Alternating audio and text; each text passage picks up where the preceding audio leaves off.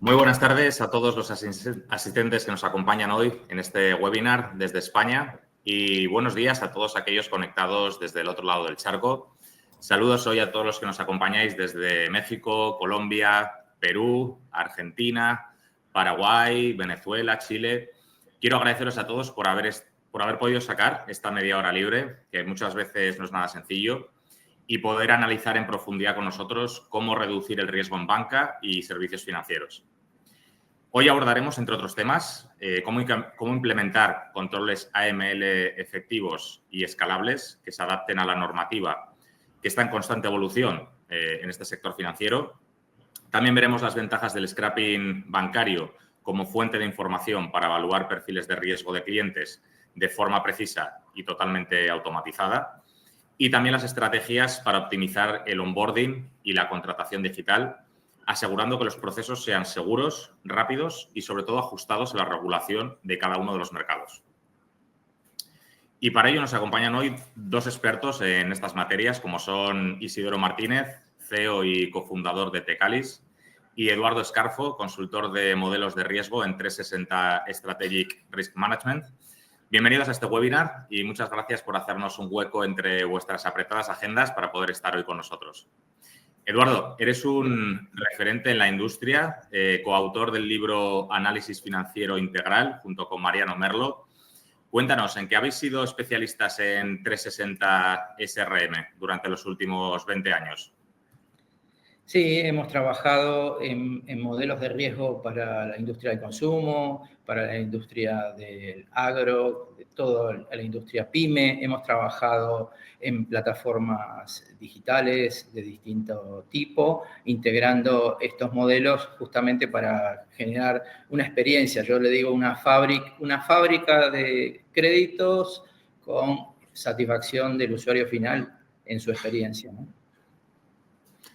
Gracias, Eduardo.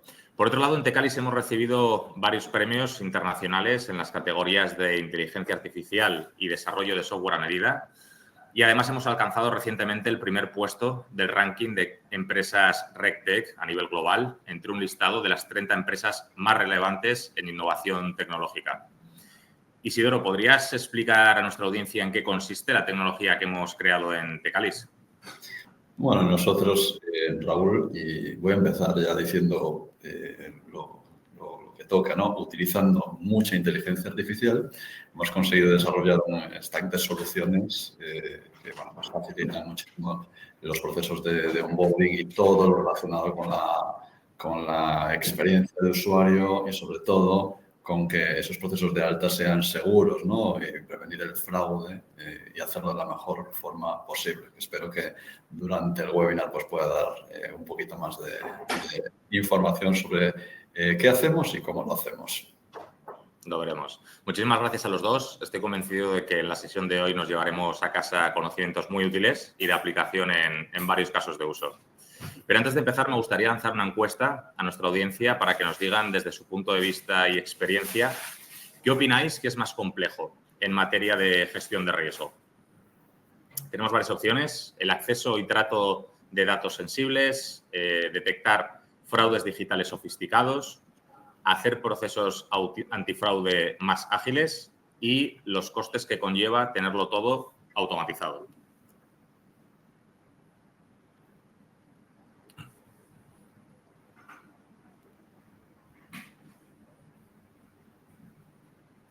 Bueno, hoy hemos tenido la participación bastante rápida. Normalmente los asistentes suelen ser tímidos en las votaciones, pero veo que hoy no. Buena señal.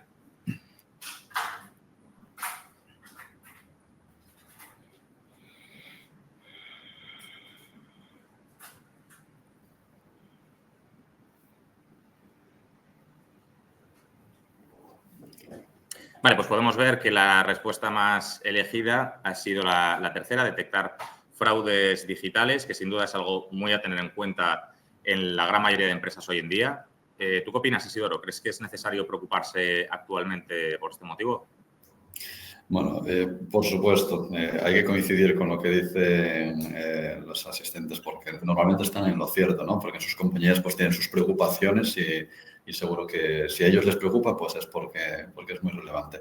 No obstante, bueno, pues, mensaje siempre de tranquilidad porque los proveedores tecnológicos, ¿no? Como la compañía en la que Eduardo trabaja o en la que yo tengo también el placer de hacerlo y en esa colaboración que hacemos, pues bueno, somos proveedores que podemos aportar soluciones que dan respuesta a todas esas preocupaciones de los clientes. Por lo tanto, nada, ese mensaje de normal, o sea, pero bueno, elijas lo que elijas, yo creo que ahora mismo hay soluciones para resolverlo. De hecho, vamos a hablar en este primer bloque sobre qué no puede fallar para evitar el riesgo precisamente en este sector de banca y servicios financieros. Cuéntanos un poco, Isidoro, ¿cuáles son las principales áreas que permiten evitar riesgo y fraude en operaciones BFSI? Bueno, muy brevemente, ¿no? Lo comentaba antes y lo digo siempre, ahora mismo los usuarios son muy exigentes con la experiencia de usuario, entonces esto es uno de los puntos clave que siempre tienen que estar presentes en este tipo de políticas que sigamos, ¿no? Entonces, teniendo en cuenta de que esto es requisito obligatorio, es indispensable, tenemos que combinarlo con la evitación del fraude y del riesgo. Y dentro de este mundo de la protección contra el fraude y el riesgo, bueno, pues tenemos varias iniciativas que siempre deben de llevar a cabo las compañías en el sector bancario y financiero, como son, bueno, pues evidentemente número uno, la verificación de la identidad de sus clientes, utilizando diferentes tecnologías, pues como sistemas de verificación de documentos de identidad, de diferentes formas y tipos en función de los países, ¿no? De las regiones. Luego temas de biometría para poder verificar a esos usuarios y autenticarlos. Sistemas de OCR avanzados, sistemas de biometría por voz, bueno, todo tipo de tecnologías que al final pues, nos permiten verificar esa identidad de nuestros clientes. En segundo lugar, estaría, yo creo que la automatización de todos esos controles normativos. Aquí Eduardo luego supongo que tendrá la oportunidad de contarnos un poquito más, ¿no? Como consultor y experto en estas materias, pero a día de hoy es indispensable tener, bueno, pues todo lo que es base de datos AML, personas expuestas políticamente y demás, pues totalmente automatizados. Y no solo este tipo de bases de datos o de fuentes de información, sino otros como registros e información a la que podamos acceder. Por ejemplo, pues aquí en España el acceso a datos de la agencia tributaria o de la seguridad social, que evidentemente el cliente nos pueda permitir el acceso para reforzar más esos controles. Y en tercer lugar, bueno, pues el end-to-end del proceso, ¿no? Esa experiencia de onboarding del cliente en sus primeras etapas de interacción con nuestra compañía han de ser muy seguras. Estamos ahora mismo en entornos omnicanal donde tenemos usuarios muy exigentes, cientos de formas de interaccionar con una compañía y esos procesos deben de ser extremadamente seguros, ¿no? Y para ello pues tenemos todo tipo de sistemas como puede ser el análisis de comportamiento de los usuarios, de su localización, de sus direcciones IP, sumado a tecnologías como la firma electrónica, Open Gateway, que luego si tengo un poco de tiempo, Raúl, pues me gustaría hablar un poco sobre esto. Bueno, en definitiva, creo que son las tres iniciativas más importantes que las compañías en el mundo de la banca y de las finanzas deben de abordar. Y desde tu punto de vista, Eduardo, ¿cómo afecta esto que ha comentado Isidoro en créditos para el consumo, análisis de balances y cash flow, microcréditos, etcétera?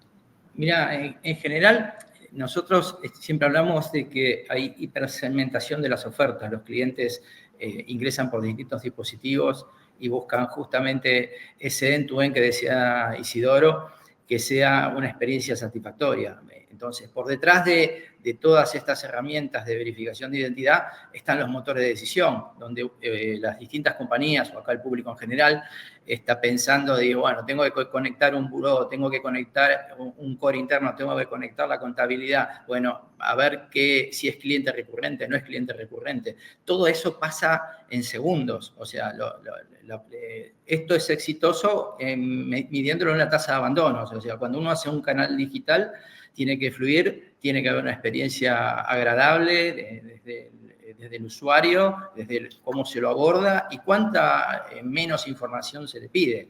Si estás hablando de consumo, en lugar de pedirle los ingresos, a veces usas predictores y con esos predictores haces cálculos de relaciones cuota-ingreso, haces cálculos de capacidad de endeudamiento. Y cuando estás analizando empresas, el onboarding vía estas herramientas te hace el scrapping de la información de los estatutos, pero por detrás vos vas a comparar un flujo de fondos, vas a comparar ratios de la industria, te vas a preguntar, yo siempre le digo al público, cierren los ojos por un segundo y pregúntense cómo debería ser el balance de una empresa agropecuaria, cómo deberían ser sus rotaciones. Todo eso pasa en segundos en la aplicación y devuelve una oferta o una precalificación. Estupendo. Vamos ahora a repasar el tema de las regulaciones, tanto las normativas europeas como las internacionales. Cuéntanos un poco, Eduardo, acerca de las principales que se suelen aplicar en los casos que acabamos de comentar en el bloque anterior y especialmente las relativas al mercado latinoamericano. Mira, tú tienes, los grupos de norma abarcan identidad, abarcan monitoreo, abarcan reglas que detecten patrones y abarcan alertas. Entonces, tú tienes normas como la ML6 que te dice, bueno, cómo debe ser un onboarding y monitoreo en tiempo real, donde vos estás verificando identidad, estás verificando patrones respecto a documentos, PEPs, estás verificando las listas de AML. Eso es por un lado. Después tenés las normas PSD 2 y 3 que apuntan a la transaccionalidad. Entonces ahí incorporan factores de verificación, por ejemplo, para que lo entienda el público en general, están diciendo, bueno, ¿quién eres? Soy con esta password. ¿Qué dispositivo tienes? Este es mi dispositivo. Y en definitiva, el final dice, bueno, dame algo inherente a ti. Y bueno, será tu rostro o será tu huella digital. ¿Okay? Entonces, y después tenés normas que ya son más profundas, que aplican a operaciones de activos digitales, que son las FACS, y ahí básicamente lo que buscan es detectar por los tiempos en que estas operaciones pueden producir justamente lavado de dinero, son segundos donde los activos digitales entran, salen las operaciones, tratar de identificar justamente a través de la biometría lo que se llama el perfil o riesgo del perfil del cliente. Y por último, para empresas, tenemos todo lo que tiene que ver con analizar el beneficiario último, que es cuando las empresas se vinculan a otra empresa, participan otras empresas, pasa mucho en este tipo de transacciones en paraísos fiscales, y en definitiva lo que quieren averiguar es quién al final de todo esto está en la playa tomando un trago y la empresa produciendo ganancias, ¿no? Estupendo. Y por tu parte, Isidoro, ¿qué nos puedes ampliar sobre cómo podemos aplicar estas normativas de una forma más sencilla y automatizada? Bueno, antes Eduardo me quedaba con una palabra que decía, ¿no? En segundos, ¿no? De todo esto tiene que pasar en segundos. Y bueno, eso lo describe muy bien, ¿no? Tenemos que conseguir que los clientes y bueno, todo lo que interaccionan con las compañías, ¿no? Y todos nuestros procesos se gestionen en segundos. Y para ello, pues hay una frase que también suelo repetir mucho, que es automatizar o morir, ¿no? Yo creo que ahora mismo las compañías no pueden tener otra estrategia, tienen que tener una automatización completa de todos estos procesos, porque ahí radica pues, lo que decíamos antes, ¿no? Esa buena experiencia a nuestros clientes, ¿no? A nuestros usuarios finales, puesto que ellos no tienen culpa de que haya una hiperregulación y de que haya que protegerles. Ellos al final quieren que se le preste un producto, que se le preste un servicio, y es por ello que todas estas tecnologías de RegTech pues nos van a permitir automatizar casi cualquier proceso, desde el primer onboarding que hace el cliente en la compañía, y también acompañar a las empresas en esas comprobaciones posteriores durante todo el ciclo de vida del cliente, pues que no solo hay que hacer una comprobación en el momento inicial, las circunstancias del cliente que antes no estaban en una lista PEP, pues esto puede cambiar, ¿no? Entonces, bueno, pues también imaginaros tener una base de datos de 1 millón de clientes y tener que hacer una comprobación manualmente o hacerlo con un sistema que no es robusto y que no permite hacer las comprobaciones rápido. Bueno, pues este tipo de tecnologías nos ayudan muchísimo. No solo la automatización en este ámbito, sino también es muy importante contar con un software eficiente. Eficiente, por ejemplo, en procesos como puede ser, yo siempre cuando hablo con algún cliente que está sujeto a una validación por plataforma, es decir, que tiene que haber un agente validador de una transacción, por ejemplo, en España, en el SEPLAC, pues los bancos, por ejemplo, pues tienen que hacer una validación del streaming que se ha hecho durante todo el proceso de onboarding. Pues siempre les digo, oye, está muy bien fijarnos en el proceso de onboarding del usuario, pero también hay que fijarse en ese agente validador que está sentado 6, 7 horas al día delante de una pantalla y que a lo mejor pues en una hora está realizando 20 operaciones. Oye, pues también hay tecnología para ayudar en este proceso y que no haga 20 operaciones en una hora de validación, sino que haga 60, 70, 80 operaciones y con mucha más seguridad incluso, ¿no? Entonces hay que eficientar, hay que automatizar, pero que todo es importante. La experiencia de usuario, el software que tiene la compañía luego para revisar los datos, para validarlos y, por supuesto, esa hiperautomatización de la que hablábamos. Yo creo que es un buen lema para optimizar procesos el automatizarse o morir, ¿no? Pero no lo pongamos pero eso en la web no podemos ponerlo, como... No tan literal, no tan literal. Sí, aparte porque todo esto termina, todas estas normas, como dice Isidoro, y estos canales, nos ayudan a protegernos de las responsabilidades. Es decir, las normas hoy ponen responsabilidades corporativas en los funcionarios. Entonces, de alguna manera, vos no podés quedarte ajeno a procesos manuales que justamente se te puedan filtrar estas cosas. Exacto. En el siguiente bloque vamos a centrarnos en el scrapping bancario, scoring financiero y los métodos asociados. Cuéntanos un poco, Isidoro, ¿por qué hoy en día es tan importante realizar un buen scrapping bancario junto con un scoring del cliente y un screening utilizando la inteligencia artificial, tanto para lo que es analizar el riesgo de una operación como para la prevención del fraude en dicha operación? Bueno, cuando un cliente quiere acceder a un producto financiero o a una compra que suponga un riesgo, pues la compañía tiene que tener información con la cual hacer un scoring, ¿no? Esto es indispensable. Por suerte, a nivel regulatorio, pues tenemos ahora esa habilitación, ¿no? A que podamos conectarnos con los movimientos o con los productos contratados por un cliente, por un usuario final. Y esto es algo fantástico porque nos da una información muy relevante, ¿no? De esos ingresos, de esos gastos, de ese comportamiento que tiene un usuario para poder tomar una decisión. Pero no solo tenemos que quedarnos en el scrapping bancario, que evidentemente es importante contar con una muy buena herramienta que te permita crecer también y, por ejemplo, que no solo nos permita conectarnos con 4 o 5 entidades en España. Lo que tiene que permitir es todas las entidades en España y el resto de entidades en los países en los que vayamos a operar, ¿no? Entonces, no solo tenemos que tener una muy buena herramienta de scrapping, sino una herramienta que nos permita crecer, ¿no? como compañía fuera de las fronteras en las que una compañía está, ¿no? En este caso en España.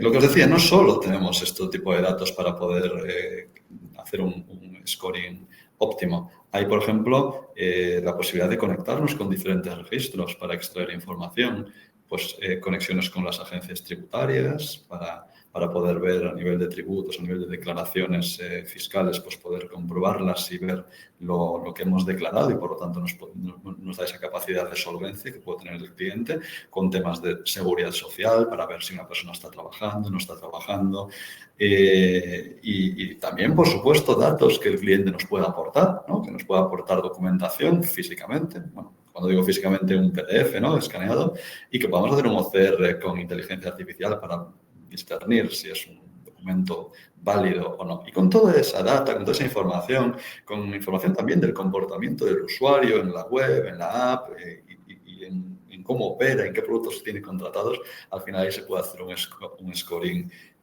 muy bueno.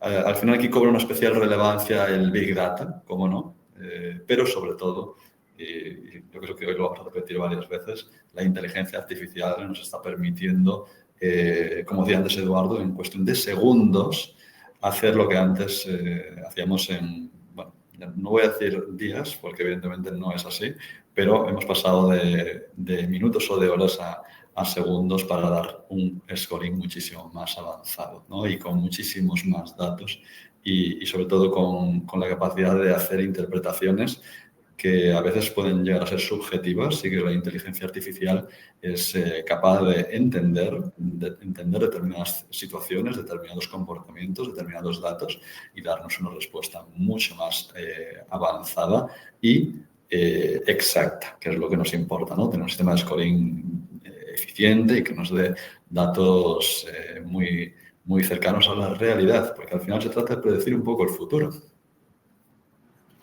Aquí, Eduardo, ¿nos podrías dar algunos ejemplos concretos de productos y servicios financieros que podamos ver en marketplaces, Sí, ratings o gestión de deuda? En general, este tipo de herramientas se usan en plataformas de factoring donde se le da acceso a esas plataformas para, desde las áreas fiscales, les permitan bajarse electrónicamente esos instrumentos. Esos instrumentos se les puede agregar un cálculo de scoring a esa compañía o al instrumento que se va a hacer el deudor cedido, y eso termina en los mercados de capitales, en bolsas o en bancos o en compañías de seguro que tienen que comprar o invertir en esos instrumentos. El otro fracaso o éxito, me gusta llamarlo, son los marketplaces. Están los marketplaces que no tienen prácticamente ningún control, salvo inscribirse con un mail y ponerse a vender, donde hay muchísimos fraudes, y hay marketplaces donde realmente se le incorpora esta biometría o se le incorporan todos estos controles, cosa que las contrapartes puedan estar haciendo operaciones satisfactorias. Al margen del si el producto al final funciona o no funciona, por lo menos las dos personas se conocen y son transparentes en la negociación, ¿no? Y cuando estás pensando en el scrapping para empresas, me gusta vincularlo de vuelta con el modelo de riesgo de esas empresas, con el rating de esas empresas. Si estamos hablando de una empresa que de pronto está cerca de una barrera de problemas, de default, y justamente el scrapping me termina contribuyendo, mostrando, por ejemplo, depósitos de cifras exactas o desvíos en las transacciones, es decir, movimientos inusuales. Cuando ustedes piensan en una empresa, dicen, bueno, ¿qué fuentes de financiamiento tiene? Bueno, todo eso en el scrapping uno lo puede ver. Puede ver, conectarlo también con, como decía antes, con los buró y ver la línea, solamente la línea de deuda, si cumple, si sube o si baja sus compromisos, tiene capacidad de pago, o siempre la deuda pasa a ser capital permanente de la compañía. En definitiva, esa mezcla de datos nos permite a nosotros justamente desde el onboarding, desde el scrapping y desde los modelos de riesgo, combinarlos para saber si tenemos que tomar una decisión previa porque se viene un default de la compañía o realmente seguimos transitando, seguimos haciendo upgrade de sus productos, por ejemplo. Todo eso, me gusta señalarlo como dice Isidoro, pasa en segundos. Vamos a pasar ahora a la última encuesta de hoy para que nuestros asistentes nos digan cuánto tiempo creen necesario que debe pasar entre el onboarding y el acceso o el alta del producto o servicio. Como respuestas tenemos inmediatamente, menos de 2 horas, menos de 24 horas y dependiendo del producto o servicio.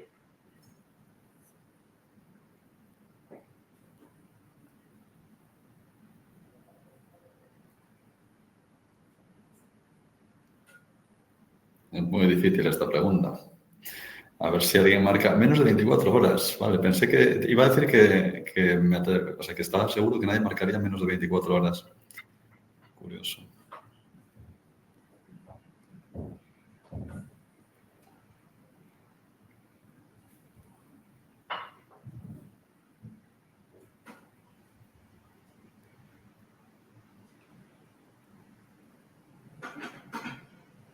Bien. Bueno, vemos que está bastante igualado, pero que la respuesta más votada ha sido la de inmediatamente. Y lo cierto es que para cualquier producto o servicio BFSI, si se cuenta con las herramientas adecuadas, se puede tener un acceso limitado al instante, aunque se habiliten operaciones posteriormente más sensibles al de 2 horas. De hecho, aprovechando esta última encuesta, podemos dar pie al último bloque en el que hablaremos precisamente sobre dar de alta y activar un producto al instante. Cuéntanos un poco, Eduardo, ¿en qué consiste el sistema integral de riesgo o SIR que desarrolláis? Los sistemas integrales de riesgos los construimos para que entienda el público en general, partiendo del mercado. Hay herramientas de Big Data que les dicen qué cantidad de personas, qué cantidad de empresas ustedes tienen en un mercado, qué facturación tienen esas empresas, qué ingresos tiene esa gente, qué grupo de esa gente es formal o informal. De ahí se baja a las políticas. Entonces ahí construimos niveles de personas A, B, C, D, por decirlo así, con sus scoring, o empresas con sus ratios, con su combinación de información de flujo de fondos. Esas reglas que se construyen se llevan todas al onboarding. ¿Y cómo termina construyéndose esta foto? Es, como les decía antes, una fábrica que arranca en el mercado, donde identificamos sectores económicos potenciales, armamos indicadores para el consumo, armamos indicadores para la empresa y luego armamos ofertas para el resultado de esos indicadores. Todo eso se sube a una plataforma general donde la analítica termina definiendo qué condiciones se le ofrece a cada uno, incluso a los clientes marginales, porque en definitiva uno en un mercado tiene de la A a la D clientes. Entonces, uno elige cómo distribuir su capital y eso claramente va a impactar en las pérdidas o en las probabilidades de default que tenga. Y le agregamos a estas plataformas máximos por producto. En definitiva, también, por más que su relación cuota-ingreso dé para un crédito, no le digo al infinito, muy importante, siempre estas plataformas tratan de, en este modelo, de topear las cosas, que si tienen un problema de capital, a lo sumo sea de tanto con tal cliente. O si viene un momento previo a una recesión o algo, ustedes puedan identificar rápidamente, los clientes D son los que tengo que estar atento. Los A, generalmente las recesiones las atraviesan sin problemas. El día que se le cae una A, a veces es un problema grande, pero no sucede a menudo. No sé. Bueno, en Tecalis nuestra especialidad es el onboarding digital de clientes. De hecho, en España trabajamos ya con la práctica totalidad del sector de las telecomunicaciones y nuestra tecnología es la seleccionada por entidades bancarias como pues el Banco Santander. Nos gustaría saber, Isidoro, cómo sería un proceso de onboarding digital completo y qué debería de incluir para cumplir con todas las normativas y regulaciones en el sector bancario.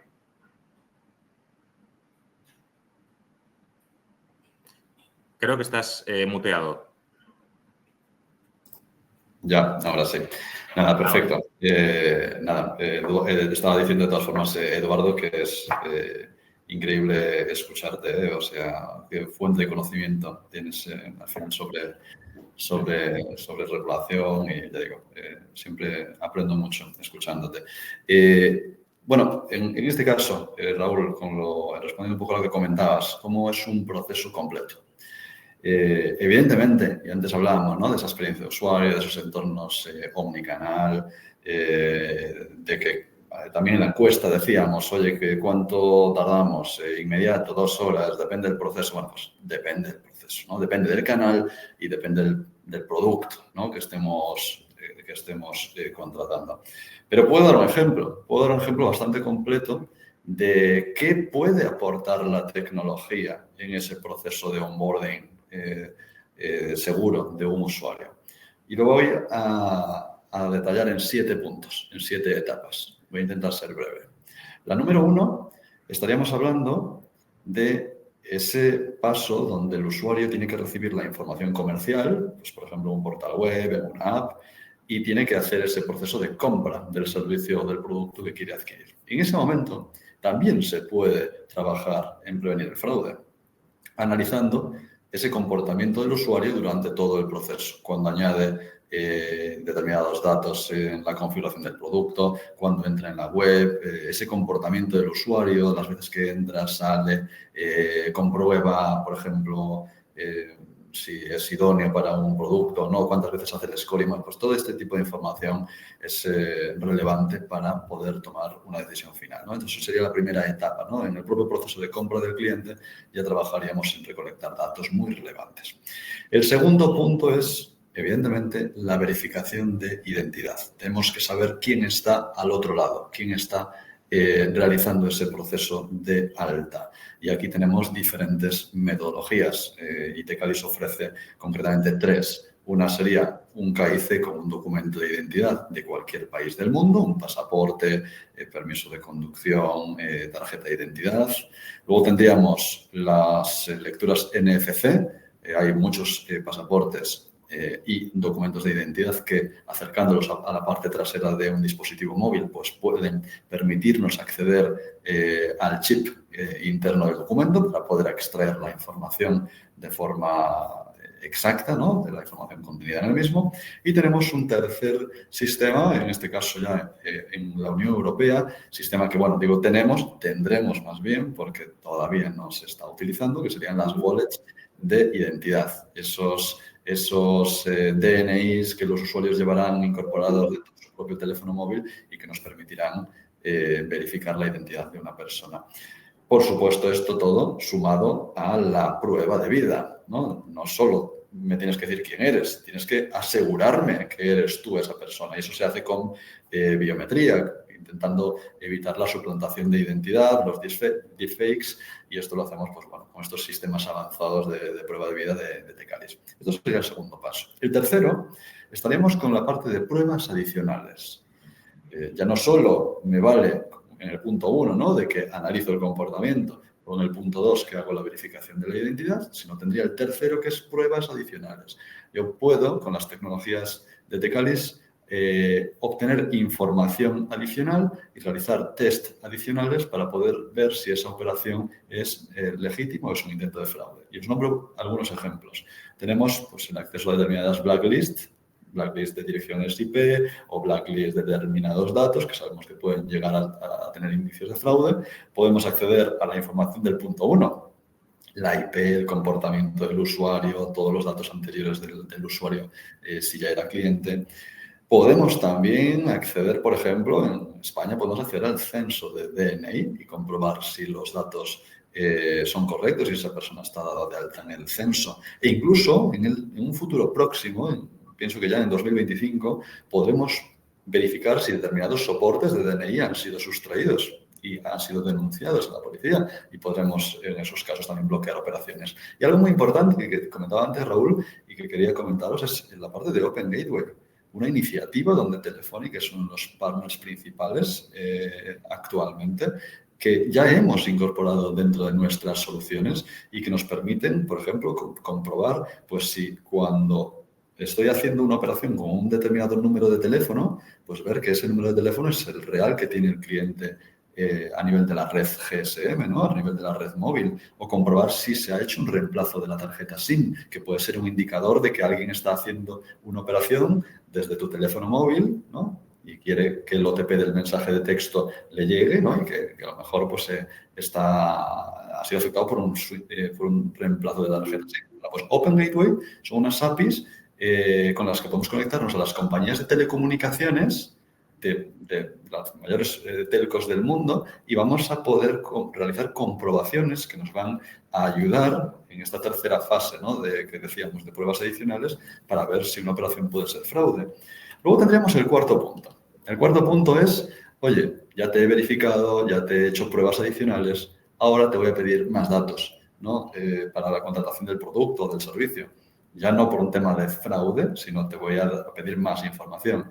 Te voy a pedir más información de tu empresa, te voy a pedir datos de agencia tributaria, seguridad social, te voy a pedir recibos, pruebas de dirección, facturas, documentos de CIF, bueno, todo tipo de información, unas escrituras, para poder, ya bien sea con un OCR avanzado, con inteligencia artificial, que nos va a permitir hacer, por ejemplo, un bastanteo de poderes, ver si esa persona tiene poder suficiente para realizar una acción u otra, o directamente, ya sin OCR, podríamos ir a los registros directamente con nuestros sistemas de robotización. Podemos conectarnos a determinadas administraciones y extraer datos de forma directa. Por ejemplo, la declaración de la renta. Podríamos conectarnos de forma directa y extraer esa información, cosa que es muy interesante porque el usuario, simplemente recibiendo un mensaje de texto a su móvil, nos autorizaría a que nuestros robots extrayesen esa información y la pudiésemos interpretar. Luego nos vamos al quinto punto. El quinto punto es esencial, que es la parte de AML, listas PEP. Tenemos que hacer todo tipo de comprobaciones con tecnologías que no solo consulten, como se hacía hace años, las típicas listas estándar, ¿no?, de la Unión Europea, no, es que no tenemos que consultar sobre esas listas, tenemos que consultar noticias, tenemos que consultar redes sociales y todo tipo de fuentes que nos puedan dar información verificada que puede ser muy relevante a la hora de hacer esas comprobaciones. Entonces, tener una tecnología que nos permita hacer eso y que la inteligencia artificial potencia y es capaz de hacer unas interpretaciones, por ejemplo, de noticias mucho más avanzadas que las que se hacían antes, pues bueno, es también un paso muy, muy relevante. Sexto paso, y ya estoy acercándome al séptimo, el sexto paso es la conclusión del proceso de onboarding. Es decir, el cliente tiene que firmar la operación, pues una firma electrónica que cumpla las diferentes normativas, tanto en la TAM como en la Unión Europea, como en Estados Unidos, y que nos permita realizar ese proceso con total legalidad de la firma del contrato. ¿Y cuál es el séptimo punto? Porque en el sexto realmente el cliente ya ha terminado el proceso. El séptimo punto es lo que viene después. No, esa tecnología que ya está no del lado del cliente, sino del lado de la compañía, y es esa tecnología que le va a permitir pues, a la gente o al equipo de fraude o de KIC, pues, por ejemplo, verificar que una operación realmente se ha hecho correctamente o que nos permita pues, hacer esos procesos de AML o de comprobación, del scoring o de gestión de la documentación de forma posterior y hacerlo con total eficiencia. Nada más. Creo que como mensaje final del webinar de hoy podemos decir que es posible dar de alta y activar un producto bancario financiero si se plantean bien los procesos y subprocesos, ¿no? Automatizados con herramientas RegTech que hemos comentado. Y bueno, pues clientes de Tecalis y 360 SRM como Banco Santander, Ibercaja, Banco de Córdoba ya lo están aplicando, de hecho, con grandes resultados en sus KPIs. Y aquí concluimos nuestra sesión de hoy. Quiero agradecer a nuestros invitados, Isidoro, Eduardo, por habernos acompañado. Un placer contar con vosotros en el día de hoy. Gracias Raúl, por el tiempo que Gracias. nos brindaste y por aprovechar a explicar qué es la inmediatez para todo el público.